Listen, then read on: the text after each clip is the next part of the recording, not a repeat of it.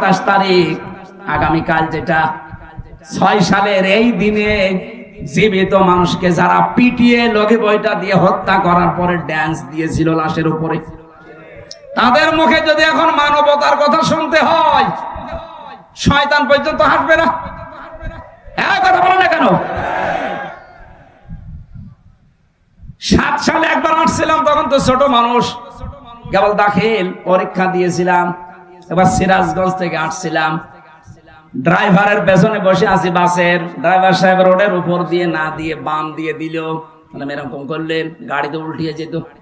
Driver আমার বলছে, দেখেন না একটা কুকুর পড়ে আছে, মরা কুকুর, আমি ডবল করে চালাবো, আমার বিবেক নেই। বললাম, ড্রাইভার সাহেব তো মরা কুকুর, মেরে ফেললেই কি আর না ফেললেই কি, গাড়ি চালিয়ে দিলেও কিছু হইতো না।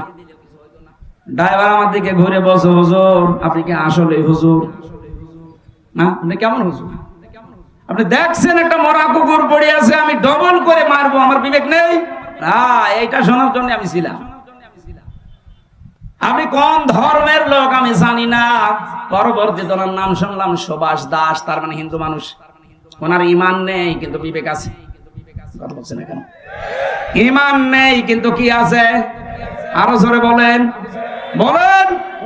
এই বিবেক জাগ্রত থাকার কারণে মরা জিনিসটা নিকৃষ্ট জীব কুকুর, এইটাও মারতে উনি রাজি না, ডবল করে। অথচ 28 অক্টোবর জীবিত মানুষকে আপনি লগি বৈঠা দিয়ে মারার পরে শেষ করেন, ড্যান্স দিয়েছে লাশের উপরে।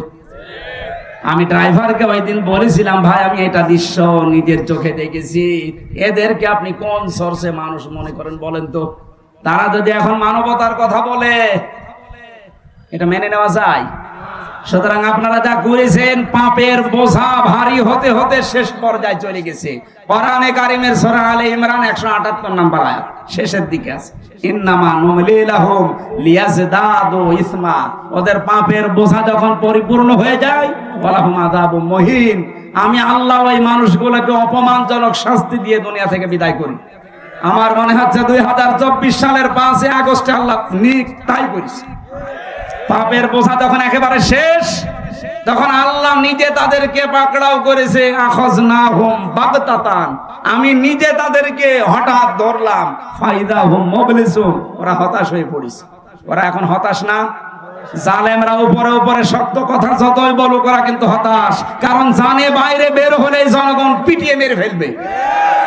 যেহেতু নিষিদ্ধ হচ্ছে, আমরা চাই যারা জুলুমের সাথে জড়িত ছিল প্রত্যেককে দেশে নিষিদ্ধ করে দিন। আরো যারা সামনে করবে, এটা যেন শিক্ষা পায় না, বাবারে দরকার নেই। এই কথা বলেন না কেন? আমরা তো পৃথিবীতে শান্ত অবস্থা দেখতে চাই, এখন আবার দেখছি অশান্ত হয়ে যাচ্ছে। আন্তর্জাতিক কিছু ষড়যন্ত্র চলছে, এজন্য যারা দায়িত্বে আছেন তাদেরকে আহ্বান জানাবো, সম্মানজনক সময় নিয়ে খুব তাড়াতাড়ি নির্বাচনের মাধ্যমে একটা নির্বাচিত সরকারের হাতে দেশটা তুলে দিন, তাহলে এই ষড়যন্ত্রগুলো বন্ধ হয়ে যাবে। সামনে মুসলমানদের প্রকাশ্য শত্রু ট্রাম্প, এই শয়তান আসার চেষ্টা চালাচ্ছে, আর এরা আসলে যিনি পালিয়ে গেছে তার নাকি ভালো হয়। আমি ভেতরের কথা বললাম না, এই জন্য বাস্তবতা এটা। আমরা চাই বিএনপি যেটা চাচ্ছে, এদেশে যারা রাজনৈতিক দল আছে সবাই যেন খুব তাড়াতাড়ি, আমরা চাচ্ছি যে আপনারা সম্মানজনক সময় নিয়ে যত তাড়াতাড়ি পারেন সংস্কার করে করে নির্বাচনের মাধ্যমে নির্বাচিত সরকার হাতে দিন, তাহলে এই ষড়যন্ত্র যা হচ্ছে এটা বন্ধ হয়ে যাবে ইনশাআল্লাহ। আমরা এই আয়াত থেকে মূল শিক্ষা কয়েকটা পেয়েছি। নিজে কোনো অন্যায় করার পরে নিরপরাধ কোনো মানুষের উপরে দোষ যেন আমরা মরণের আগে আর চাপিয়ে না দেই। এটা যদি দুনিয়ায় বিচার নাও হয়, মরণের পরে সবচাইতে ভয়ঙ্কর বিচার আল্লাহ করবেন। আর দুনিয়ার বিচার কি, আপনাকে অপরাধ আল্লাহ করাবে, এরপরে আপনার মরণ দেবে। প্রকাশ্য পাপের বোঝা আপনি বহন করে বেড়াবেন। আল্লাহ আমাদের হেফাজত করুন, বলেন আমিন। মেয়েরা যারা এসেছেন, সম্মানিত মা বোনেরা, জান্নাতে যাওয়া আপনাদের জন্য সহজ। 5 ওয়াক্ত নামাজ নির্ধারিত সময় আদায় করেন, রমজান আসলে রোজাগুলো রাখবেন, নিজের শরীরকে পর্দার ভেতরে যেটা রাখা দরকার এতটুকু রাখেন, স্বামী যাদের আছে জায়েজ কথা মেনে তাদের খুশি রাখেন, জান্নাতের 8টা দরজা আপনার জন্য খোলা থাকবে ইনশাআল্লাহ।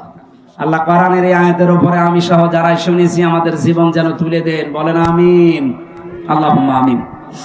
লা ইলাহা ইল্লা আনতা সুবহানাক ইন্নী কুনতু মিনাজ জালিমিন। এই মোনাজাত করেন বসে, মোনাজাতটা বসে করেন, একটু বসেন। মোনাজাতের পরে ওই যে সাদা গাড়িতে আমার লিখিত বই আছে, যাওয়ার সময় মেয়েদের জন্য নিয়ে যাবেন।